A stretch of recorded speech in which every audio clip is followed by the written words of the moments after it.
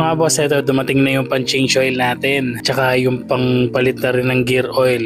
JBT Motul na pang-change oil at tsaka oil filter. So, huwag na natin patagalin. Let's go! Ito yung mga gagamitin natin na tools. Yung 17, 10 at 8mm na dip socket. Pambukas ng engine oil drain plug, gear oil drain plug, at tsaka yung sa oil filter natin. Buksan na natin yung drain plug ng engine oil, and then pagkabukas niyan, tapatan kagad natin ng pamsahod para hindi magkalat yung mga oil pag nabuksan natin yung drain plug. Kapag nabuksan na natin siya ng ratchet, dahan-dahan na natin siya buksan ng pakamay, and then ingatan natin na wag na mawala yung washer nung nut.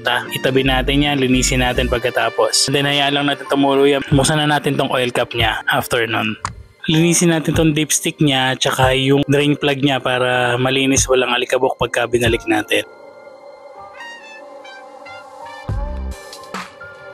Habang iniintay natin tumulo yung engine oil niya mga boss, patuloy na rin natin tong gear oil. Gamit yung 10mm na dip socket, bubuksan natin tong drain plug ng gear oil natin, and then hayaan lang din natin siyang tumulo hanggang sa maubos yung gear oil niya mga boss. Yung paglalagay ng pansahod sa kanya, sagad hanggang dun sa gilid mga boss kasi hindi naman ganun kalakas yung tulo niyan. Habang tumutulo yan, buksan na rin natin yung oil cap niya. And then buksan na natin tong oil filter cap niya gamit yung 8mm na dip socket mga boss. Mag-ready rin kayo ng pansahod at saka lagyan nyo ng basahan yung pinaka center stand nyo kasi may lalabas na langis dyan kapag hinugot nyo na yung filter mga boss. Gamit kayo ng pansungkit para makuha nyo yung oil filter mga boss, and then itaktak nyo kasi may langis yan, madami. Ngayon sa pagbabalik ng oil filter, tandaan nyo may butas yan na malalim, yun yung nakatapat dun sa loob. Yung mga rubber niya mga boss, huwag nyo kakalimutan ha, dapat nakakabit yan para hindi aalog-alog yung oil filter nyo dun sa loob ng lagayan niya. And then kapag nabalik na natin yung oil filter mga boss, ibalik na natin yung cap niya. And then sa paghihigpit naman ng mga nut neto, ng mga tornilyo niya, huwag nyo masyadong pakakahigpit na sobrang higpit kasi baka bumilog naman yung nut. O kaya naman, hindi nyo na mabuksan sa susunod na magpapalit kayo ng oil filter. Hand tight lang, okay na yan mga boss. Hindi naman tatapon yung langis niya. Gawa na meron niyang o-ring, unless yung o-ring nyo natanggal. So titingnan nyo rin yung mga yan mga boss. After natin mapalitan yung oil filter, linisin na natin yung drain plug ng gear oil natin, and then ibalik na natin yung drain plug niya. Hand tight lang ulit, huwag masyadong mahigpit para hindi na bibilog yung nut. At saka hindi mahirap magpalit sa susunod na magpapalit tayo ng gear oil mga boss. Kapag na-hand tight na yan mga boss, lalagyan na natin ulit siya ng langis. Ito yung ginamit natin ngayon, yung JBT na gear oil. Pinalitan natin yung Havolin na nilagay natin noong nakaraan. Ubusin lang ulit natin yung 120ml na yan mga boss.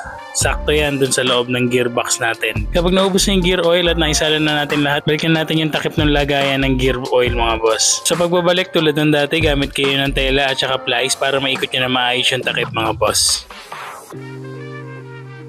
Proceed na ulit tayo sa paglalagay ng langis mga boss. Tanggalan na natin yung langis na drain, and then ibalik na natin yung drain plug. Pakahigpit lang natin na maayos, hindi yung sobrang higpit na hindi mo na mabubuksan sa susunod. Yan, tingnan nyo mabuti, baka mawala yung washer. Tingnan nyo mabuti kung nakakabit yung washer.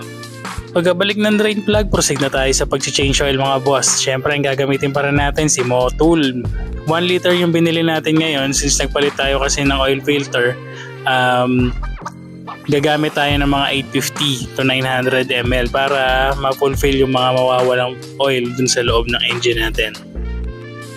Hindi natin sasagarin tong 1 liter kasi masyado madami yon. 850 lang kasi yung requirements ni Flex. Pero ngayon mag-850 to 900 tayo since nga marami yung matatanggal, gawa na tatanggalin natin, tinanggal natin yung oil filter.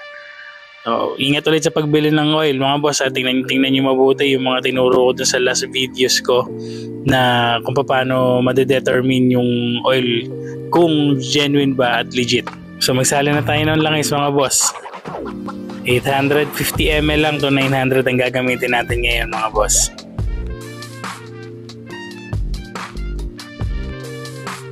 After natin magsali ng langis, babalik na natin yung dipstick niya para masaraduhan na natin, and then tetest na natin yung motor.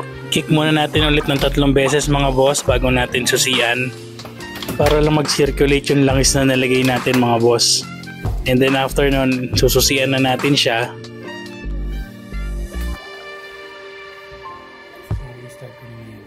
And then pagkasusi natin, i-start natin siya ng gamit yung kick. Hindi muna electric mga boss.